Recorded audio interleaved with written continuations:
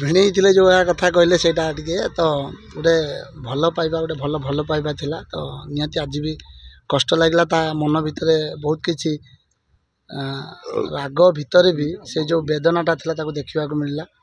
ତ କାରଣ 8 ବର୍ଷର ଭଲ ପାଇବା ଗୋଟେ ସେଇଟା ଛୋଟିଆ କଥା ନୁହଁ। କାରଣ ଆଜି ବି ତା'ର ବାହାଘର, ତ ଆଜି ପର୍ଯ୍ୟନ୍ତ ବି ବୋଧହୁଏ ସିଏ କେଉଁଠି ନା କେଉଁଠି ତା ମନ ଭିତରେ ସବୁବେଳେ ସେ ଭଲ ପାଇବାକୁ ଧରିକି ଚାଲିଥିଲା। କିନ୍ତୁ ଆଜି ସେଇଟା ଶେଷ କରିଦେଲା, ଯେଉଁଟାକି ପିଣ୍ଡଦାନ। ଯେଉଁ ପିଣ୍ଡଦାନ ଯେତେବେଳେ ମଣିଷକୁ କ୍ରୋଧ ଆସେ ସେଇ ସମୟରେ ଆମେ କୁହନ୍ତି ବଞ୍ଚି ଥାଉ ଥାଉ ଆମେ ମାରିଦିଅନ୍ତି। ତ ସେଇ ଜିନିଷ ଆଜି ଦେଖିବାକୁ ମିଳିଛି। କିନ୍ତୁ ବାସ୍ ଏବେ ବୋଧହୁଏ ସମଗ୍ର ଓଡ଼ିଶାବାସୀ ତା ସହିତ ଅଛନ୍ତି। ସେ ଯେଉଁ କଥା ସବୁ ସମୟରେ କୁହେ ଯେ ଓଡ଼ିଶାବାସୀମାନଙ୍କ ପାଖରୁ ସେ ଭଲ ପାଇବା ପାଇଛି।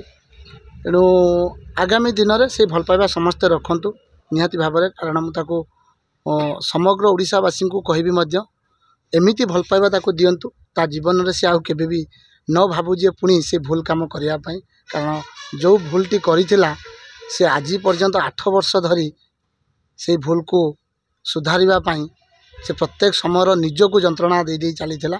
ଆପଣମାନେ କିଛି ଦିନ ପୂର୍ବରୁ ମଧ୍ୟ ଦେଖିଥିଲେ କେମିତି ସେ ମେଡ଼ିକାଲରେ ପଡ଼ିଥିଲା, କେଉଁ ନିଜର ଜୀବନ ସହିତ ସଂଘର୍ଷ କରି ପୁଣି ସେ ଯାତ୍ରାକୁ ଆସିଲା। ତେଣୁ ବହୁତ ଗୋଟେ ବୋଧହୁଏ କେତେଜଣ ଦେଖୁଥିବେ, ହୁଏତ ମଜାକ ନେଉଥିବେ, ହୁଏତ ରାନୀ ପଣ୍ଡା ଏଇଟା ଗୋଟେ ନା ସେଇଟା କଥା ନୁହେଁ। କାରଣ ମନକୁ ବାଧେ ସେଇଟା କରେ। ତ ଆଜି ମୁଁ ମଧ୍ୟ କୁମ୍ଭମେଳାକୁ ଯାଇଥିଲି। ଗଙ୍ଗାରୁ ଯେଉଁଟାକି କୁହନ୍ତି କୁମ୍ଭ ସମୟରେ ଗଙ୍ଗାରୁ ପାଣି ଆଣିବା, ସେ ପାଣି ବି ନେଇକି ଆସିଥିଲି।